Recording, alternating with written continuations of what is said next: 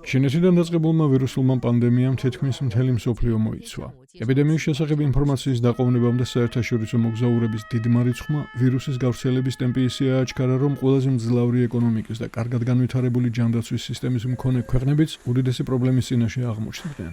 ინფიცირების და დაავადების უკვე დადასტურებული შემთხვევების რიცხვი და ზრდის ტენდენცია იმდენად დიდია, რომ სამედიცინო დაწესებულებებს ასეთი რაოდენობის პაციენტების მიღება უბრალოდ არ შეუძლია. სხვადასხვა ქვეყანა პანდემიის დაწყებას თავიდან სხვადასხვაგვარად მიუდგა, თუმცა მალე მიხვდა, რომ მკაცრი საპასუხო ზომების დაყოვნებით ვითარება უფრო გართულა და პრობლემისადმი მიდგომა შეცვალა. სამედიცინო პერსონალი საკუთარი ჯანმრთელობის რისკის ფასად ცდილობს ავადმყოფების გადარჩენას და პანდემიის შეკავებას. მედიცინის მუშაკების საქმიანობა უაღრესად მნიშვნელოვანია და საკუთარი პირდაპირ მოვალეობის თავდაუზოგავად შესრულების გამო პატივისცემას იმსახურებენ. თუმცა მედიცინის მუშაკებთან და სამართალდამცავებთან ერთად ამ ბრძოლის წინა ხაზზე სამხედროებიც აღმოჩნდნენ. სხვადასხვა ქვეყანაში სამხედრო პოლიცია და საჯარისო დანაყოფების სამართალდამცავებს კარანტინის დაცვაში ეხმარებიან. ეს ბარსელონა, საგანგებო სამხედრო ქვედანაყოფის ჯარისკაცები უსახლკაროებისთვის დროებით თავშესაფრებს აწყობენ. 22 მარტისთვის ესპანეთში უკვე 2182 ადამიანი გარდაიცვალა. ესპანეთში სევილიის რკინიგზის სადგურის დეზინფექცია არმიის სპეციალისტებმა ჩაატარეს. ესპანეთში იტალიის შემდეგ ყველაზე მძიმე მდგომარეობაა. კვირას 22 მარტს ხორვატიას პანდემიასთან ერთად ბოლო 140 წლის განმავლობაში ყველაზე ძლიერი 5.3 ბალიანი მიწისძვრაც დაატყდა თავს. ზაგრებში შენობის დანგრევის გამო მოზარდი კრიტიკულ მდგომარეობაში აღმოჩნდა, ნაწილობრივ დაინგრა სხვა შენობები. საავადმყოფოს დაზიანებული შენობიდან ახალშობილების ინკუბატორების ევაკუაცია გახდა საჭირო. ზაგრებში ნანგრევებისგან გაწმენდაში დასახმარებლად ჯარისკაცები გამოიყვანეს. აღმოსავლეთ საფრანგეთში, სადაც ექიმები ყოველდღიურად 10 ახალ კრიტიკულ შემთხვევას აღრიცხავენ, სამედიცინო აღჭურვილობის და ნიღბების ნაკლებობას განიცდიან. საავადმყოფოების პერსონალი გადაღლილია და ბევრი მათგანი თვითონაც ავად ხდება. მდგომარეობა იმდენად კრიტიკულია, რომ თქვეს შეიძლება პაციენტების პრიორიტეტულობის გადარჩევა დაიწყონ. საფრანგეთის არმია ამ რეგიონში საველე ჰოსპიტალს აწყობს, რომელშიც ინტენსიური თერაპიის 30 ერთეული იქნება. ინტენსიური თერაპიის მოწყობილობით აღჭურვილი სამხედრო სატრანსპორტო თვითმფრინავებით, რომლებიც დაჭრილი ჯარისკაცების ავღანეთიდან და კოსოვოდან გამოსაყვანად დღემდე სულ 5-ჯერ გამოიყენეს, კრიტიკულ მდგომარეობაში მყოფი პაციენტები სხვა რეგიონების სამხედრო ჰოსპიტალებში გადაჰყავთ.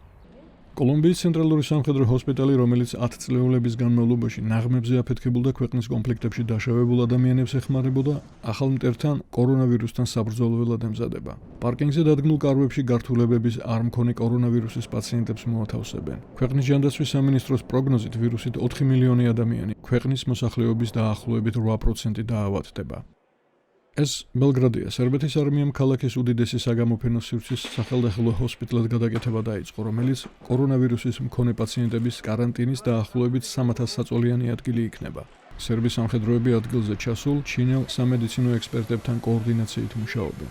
23 მარტის მონაცემებით სერბეთში ჯერჯერობით 259 დადასტურებული შემთხვევა და 3 გარდაცვალება აღირიცხა.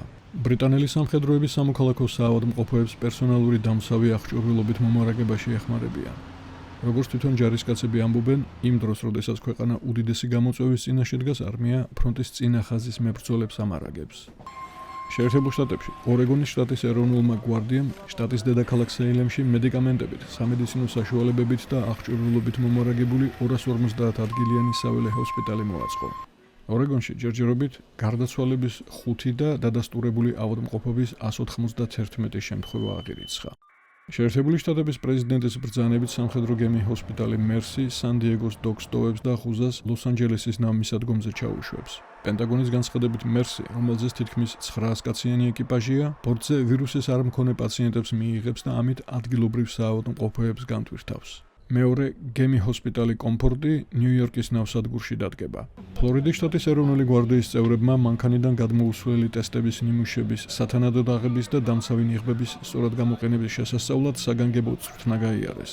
ფლორიდის შტატის მაიამი გარდენსის ჰარდ როკ სტადიონი ახლა მანქანიდან გადმოუსვლელი ტესტის ადგილია. ფლორიდაში 11,000 ადამიანს ჩაუტარდა ტესტი და კვირის მონაცემებით სულ მცირე 1000 მათგანი COVID-19-ით ინფიცირებული აღმოჩნდა. შეერთებული შტატების სამხედრო საჰაერო ძალებმა პანდემიით ევროპის ყველაზე მეტად დაზარალებული იტალიის თავდაცვის სამინისტროს გერმანიაში განლაგებული ამერიკული ავიაბაზიდან მობილური ტრიაჟის სისტემა გაუგზავნა, რომელსაც ერთდროულად 10 პაციენტის მიღება განაწილება შეუძლია და 24 საათის განმავლობაში მაქსიმუმ 40 პაციენტს გაატარებს.